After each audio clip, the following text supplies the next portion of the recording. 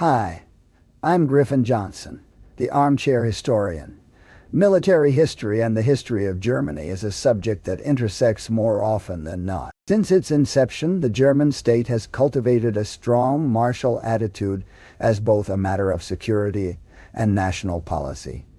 These efforts reached their peak in the early 20th century, as the state became embroiled in two world wars. Ultimately, this led to the dissolution of Germany and its fracturing into East and West, both of which focused on ways to develop their own militaries out of the old Wehrmacht. However, with the days of the Soviet Union coming to an end, the states of East and West Germany soon found themselves at a crossroads, as did their armed forces. Before we continue, I'd like to take a moment to thank the sponsor of today's video, Enlisted. Enlisted is a free-to-play Second World War multiplayer shooter, available for PC, Xbox, Series X and S, PlayStation 5, and previous generation. With a strong focus on historical authenticity, Enlisted's dynamic gameplay puts the player in the middle of the action by allowing you to command infantry squads, tank crews, and aircraft using historically accurate weapons like the Mungaren and the 1918 Bar, and iconic vehicles like the M4 Sherman and the P-51 Mustang. Command, equip, and customize your own personal squad of soldiers and specialists, and play whole campaigns on epic scale as either the Allies or Axis. Register and play for free using our link in the description below and join over millions of players from all around the world on PC, PlayStation, and Xbox. Players who register will also receive a huge bonus pack of 3 days premium time and several orders for troops and weapons. No purchase necessary. Simply use our link to register. Download and play Enlisted today. The reunification of Germany is considered one of the most important events of the 20th century, not only for Germany itself, but for Europe as a whole. It showed how two nations, once fractured by polarizing Cold War ideologies, could peacefully reintegrate. For the Bundeswehr, West Germany's military reunification brought up its own issues. First, the absorption of East Germany's National Volksarmee into the West German. Here swelled the Bundeswehr's total personnel strength to around 600,000, making it the largest in Europe. Soon enough, however, this total plummeted, as much of the staff members included Volksarmee conscripts and short-term volunteers who had completed their service. Officers of the Volksarmee above the rank of colonel were fired and replaced by officers of the Bundeswehr. Other Volksarmee officers were given 2-year contracts under probation, and in almost every case reduced in rank. Despite such restructuring, some Volksarmee officers were positive about their new role in the military, reporting that the Bundeswehr allowed officers more authority to make decisions and that living conditions for regular Eastern soldiers increased dramatically. Reunification wasn't just an issue of personnel, however.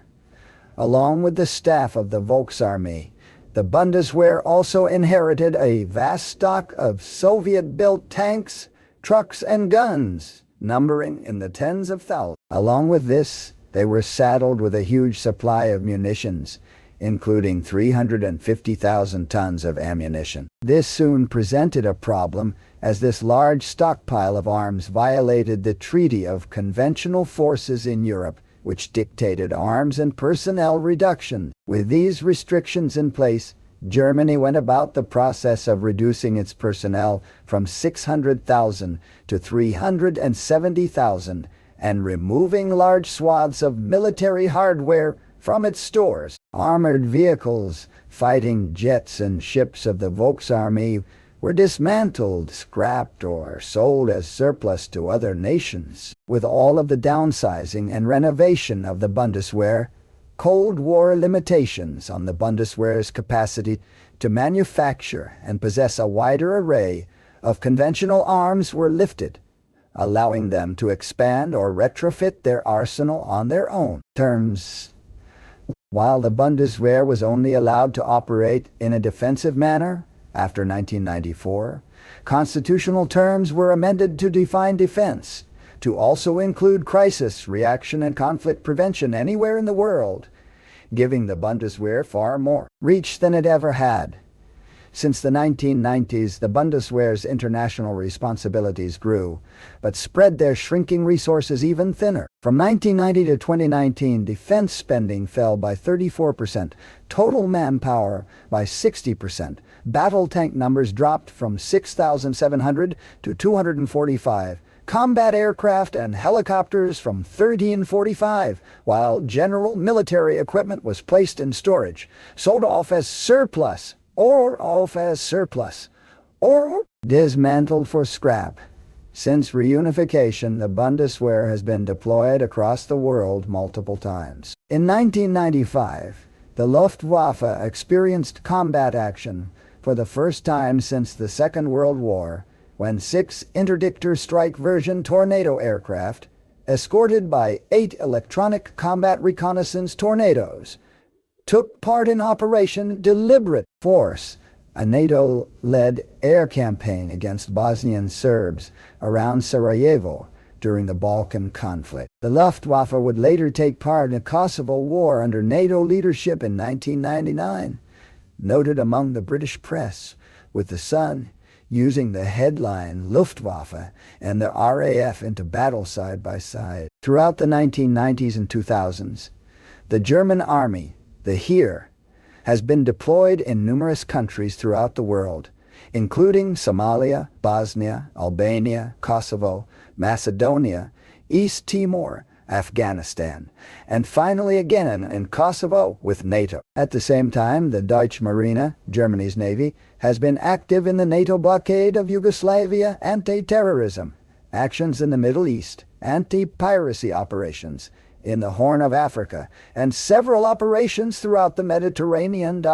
Beyond operations in the Balkans, the Luftwaffe has also seen action in Afghanistan, Iraq, Syria, and most recently, Mali. Currently, there are more than 2,000 Bundeswehr soldiers deployed on missions around the world, mostly under the leadership of NATO or the United Nations. Since 1994, the Bundeswehr has lost about 100 troops in foreign deployments, most in Afghanistan.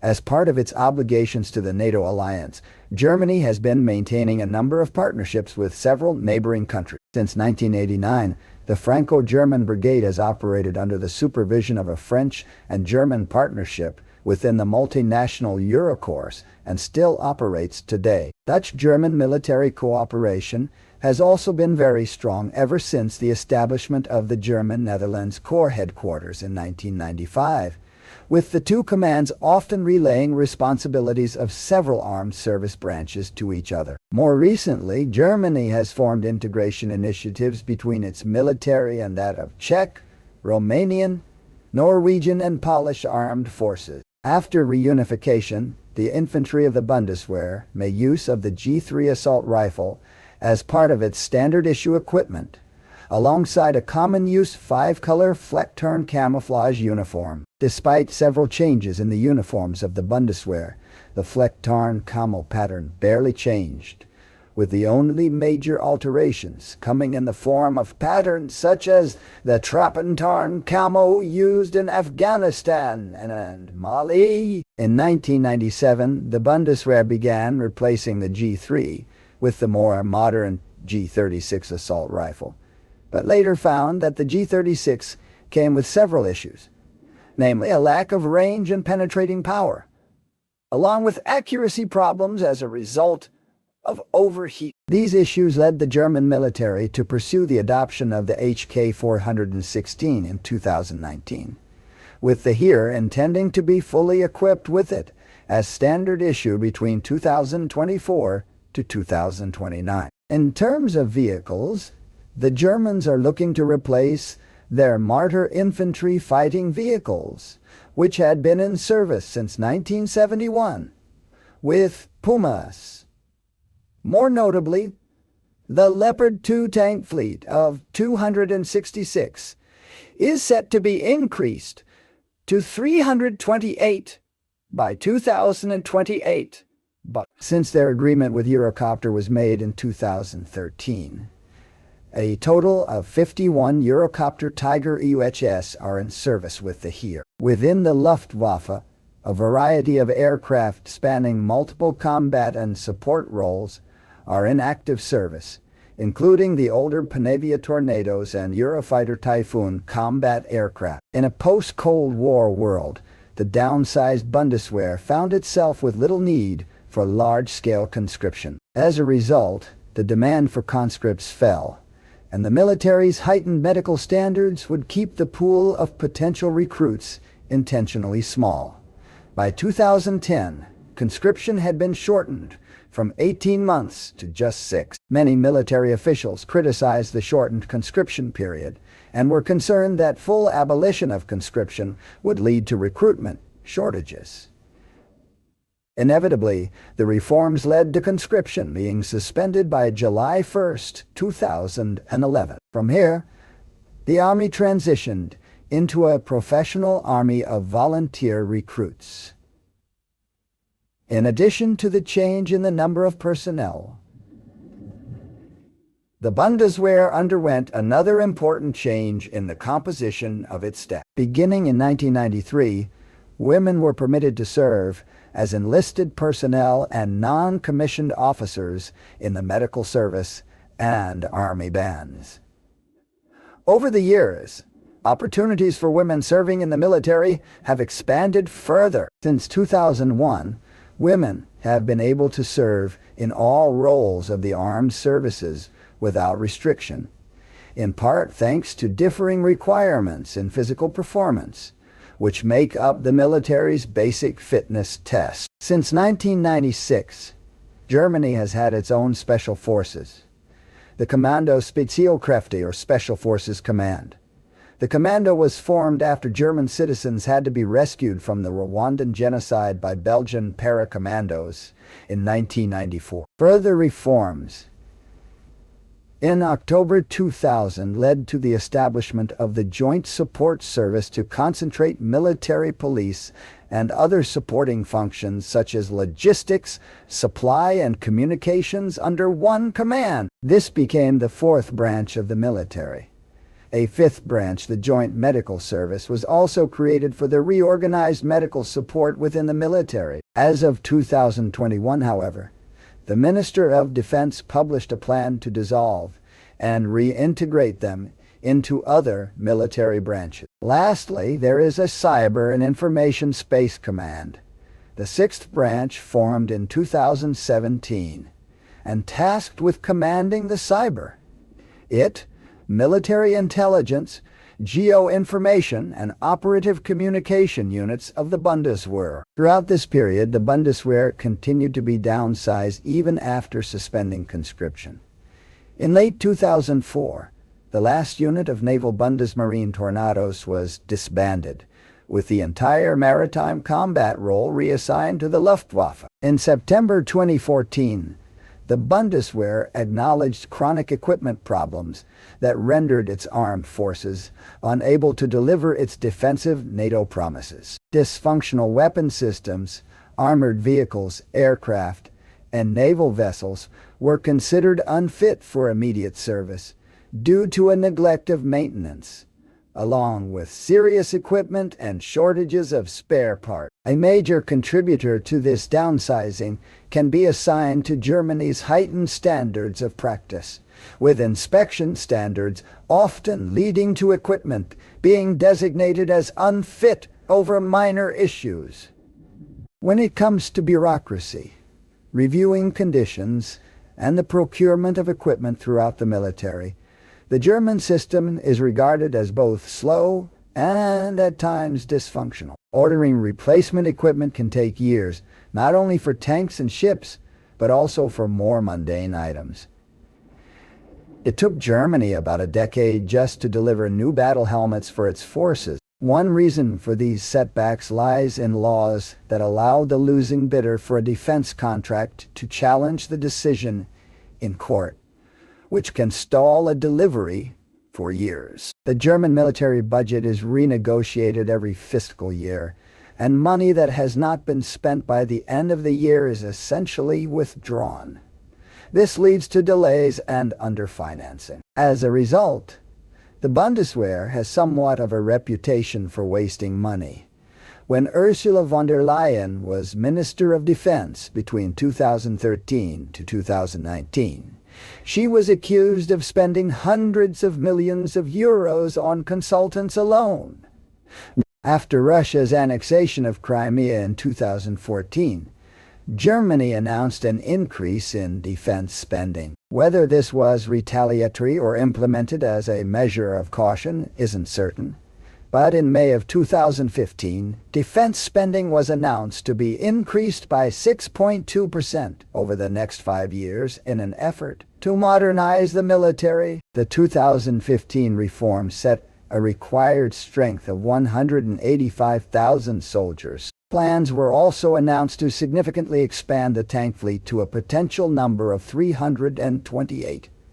Order 131 more Boxer armored personnel carriers, increase the submarine fleet, and develop a new fighter jet to replace the aging Panavia Tornado. In May 2016, the German government announced it would spend 130 billion euros on new equipment by 2030 and add nearly 7,000 soldiers by 2023 in the first major German military expansion since the end of the Cold War. In 2020, Germany increased its military spending by 5.2% to 52.8 billion euros, or 1.4% of the nation's GDP. This was 28% higher than in 2011, when it was 1.2% of the GDP. Yet, despite these extensive reforms, a new crisis would evolve that meant today's German military spending would increase more than ever. On February 24, 2022, Russia invaded Ukraine, escalating the conflict which began in 2014. As Russian troops and armored divisions poured over the border, German Chancellor Olaf Scholz shocked the world when he announced that Germany would meet 2% of their GDP benchmark required for NATO. This vastly increased spending would make Germany the third largest military in terms of expenditure at around 76 billion euros, leaving them only behind China and the United States. Additionally, Scholz also assigned a special fund of over 100 billion euros on top of the annual budget to modernize and expand the Bundeswehr further. One of the biggest costs involved in this budget will be for the brand new Lockheed Martin F-35 Lightning II, which would allow Germany's older model aircraft to be replaced in one major restructuring. Heavy transport helicopters, armed drones, warships, submarines, and air defense systems are also on the list of equipment to be replaced. The Bundeswehr also plans to use the expanded budget to enhance its research and development efforts, particularly in coordination with allied nations such as France, Spain, the Netherlands, and Israel. While the German reserves have also seen increased applications since the start of the war, it could take up to 8 years for the Bundeswehr to muster its full potential. The German government hoped that by 2031, the German military would have 8 fully equipped brigades, but not a single brigade was 100% ready for action in 2020. Fully equipping the brigades is costly, with the Army estimating that the price for a single brigade being 5 billion euros. Responding to Scholz's announcement, former military advisor to Angela Merkel, Erich Wad, remarked in that context, "This 100 billion is not a very high amount of money, but we need it to strengthen our military capabilities." By German standards, a single combat-ready division must consist of roughly 10 to 15,000 troops. Today, the Germans do not have a single combat-ready division. Less than 30% of Germany's naval ships are fully operational, and many of the country's fighter aircraft are unfit to fly. During exercises in Lithuania, German soldiers used analog radio equipment that was not encrypted and had a shortage of ammunition and other equipment. While Olaf Scholz announced expenditures make it clear that Germany is making strides in reforming itself, they have a long way to go. Between the expectations of their NATO partners and the threat of diverging interests from rival states, after decades of neglect, it will be many years before the Bundeswehr can become the military powerhouse that it strives to be. Thank you again to Enlisted for sponsoring today's video. Use our link in the description to download the game, get your exclusive bonus, and play Enlisted for free on PC, PlayStation, and Xbox.